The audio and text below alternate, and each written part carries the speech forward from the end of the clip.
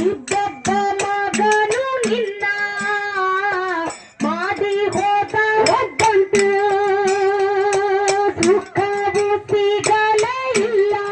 ಈ ಸಂಸಾರ ಸಿಲೋಕಿನಲ್ಲ ಜೀವ ಹಿಡದಿದ್ದಿ ನೋಡಾಕ ಮನಸ್ಸಂಗ ಬಂತ ಬಿಟ್ಟೋಗಾಕ ಜೀವ ಹಿಡದಿದ್ದಿ ನೋಡಾಕ ಮನಸ್ಸಂಗ ಬಂತ ಬಿಟ್ಟೋಗಾಕ ಬಸನ್ನ